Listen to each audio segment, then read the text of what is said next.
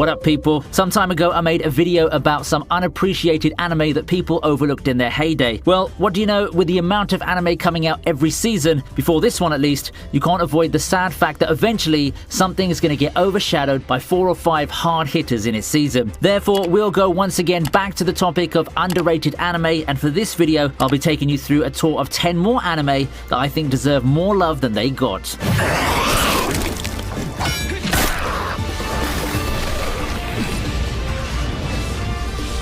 Coming from the well-renowned PA Works, known for their slice-of-life dramas, is a vampire series? Really? Something's wrong there, isn't it? This doesn't look like a coming-of-age story or a drama set in rural Japan. PA Works does manage to pull out a surprise or two now and again, and I personally think that Sirius the Jaeger is one of them. It tells the story of 1930s Japan, where vampires have appeared. Facing against them are the Jaegers, a group of vampire hunters that includes our protagonist, Yuli. However, the fight between the Jaegers and the vampires is not what it seems. Beneath the surface, the two factions are actually fighting over the Ark of Sirius, a powerful artifact that could change the fate of the world. I wouldn't say that Sirius the Jaeger is something really high up the PA Works totem pole given the studio's resume and how admittedly saturated the vampire genre has become over the years, but nonetheless, I still think that this show deserves a little bit more love. It has good action, a nice premise, and some really top-class visuals that capture the setting so well. I didn't expect PA Works to come up with an action thriller in the first place, and I'm pleasantly surprised at how it turned out given my expectations.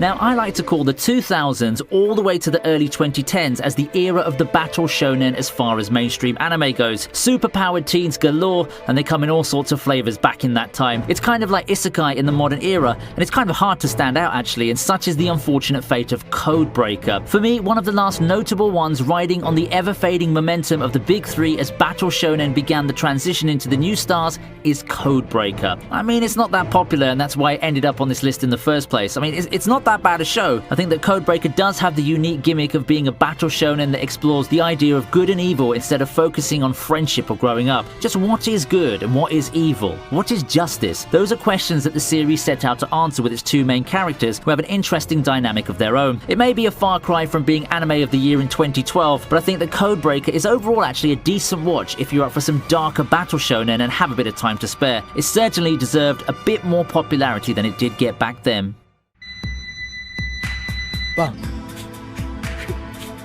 Now here's another anime that didn't air too far back. Inuyashiki tells the story of Ichiru, an almost retired family man going through typical old man problems. His body's giving out, he has cancer, and his family apparently hates him, so he naturally finds solace in his dog like any near retiree would. However, in one emotional trip with his dog, he gets caught in an explosion, and lo and behold, he gets reborn as a cyborg. Being the good-natured man that he is, he decides to use his newfound powers to help other people. Unfortunately, he's not alone in being affected by the explosion. The teenage Shishigami also gains powers, but he's not using them for good. Thus begins a battle between generations and ideals for the fate of Japan. I'd say that Mappa did one amazing job at adapting this manga. The visuals look amazing, and add to that spectacle a superpowered cyborg grandpa fighting to save Japan. I was hooked from the get-go in this story that goes beyond the standard good versus evil fare, and was quite surprised that the series wasn't as popular as I expected it to be. I guess it just had to do with how wild the premise sounds.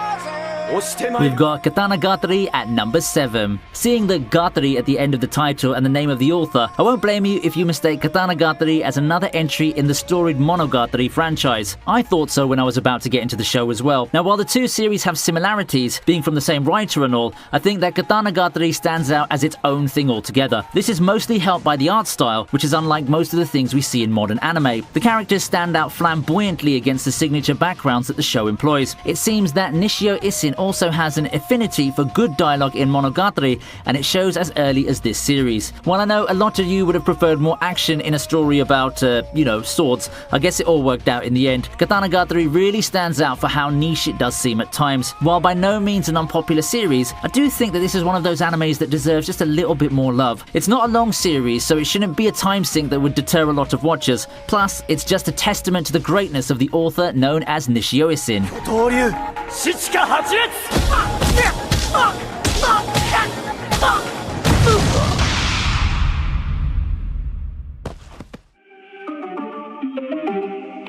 I mentioned that the 2000s to the early 2010s can be considered a heyday for shonen series, and that it's so easy to get lost in the shuffle. Another one of those that got lost in the shuffle is Beelzebub. Combining action and a lot of comedy, it tells the story of Tatsumi Oga, the king of the toughest school of delinquents in town. Naturally, he gets picked to be the caretaker of the son of the demon lord Baby Beale. Of course, things don't go easy for someone who just found the future lord of the underworld. Joining the fray is the underworld's super competent maid, and the peerless ogre might have found his match. He may be the king of the delinquents, but how will he fare in dealing with the prospect of fatherhood? Non-stop laughs await in this comedy anime. The plot does turn serious a couple of times, but make no mistake, this is purely shonen comedy. Not quite in the veins of Gintama, but you get the point, don't you? If you're up for some crazy fun, it's time to put this anime on your to-watch list.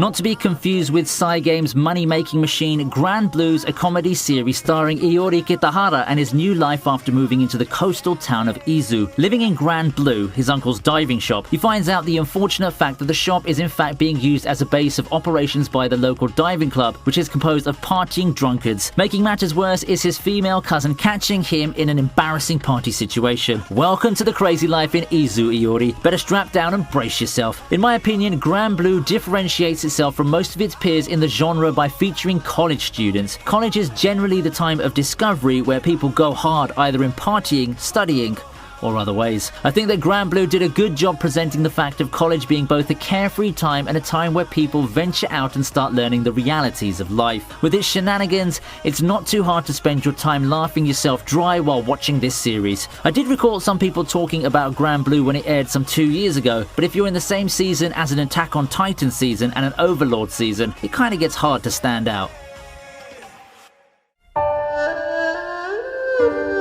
Shining bright at number 4 is Land of the Lustrous. We've seen ships, airplanes and whatnot get turned into girls. How about gems? Introducing you to the brilliant 27 series Land of the Lustrous. Land of the Lustrous is set in a world inhabited by gems. The gems must fight for survival against Lunarians, beings who attack them in order to turn them into decorations. Voss, our protagonist, aims to aid in the battle against the Lunarians. However, being the fragile gem that she is, she gets assigned to compile the world's history instead, a far duller task than what she dreamt of. This series managed to fly under the radar despite the interesting premise. Perhaps it was maybe a lack of hype, perhaps it was because 2017 had a lot of good anime, or maybe because it was a CGI anime. Look, I know how people feel about CGI anime, but I really truly feel this anime showed us that CGI anime can actually look really amazing if it's done right. If you've seen Beastars, which was made by the same studio by the way, you know exactly what I'm talking about. Whatever the reason, Land of the Lustrous deserves a lot more love for being an enjoyable show about change and self-discovery.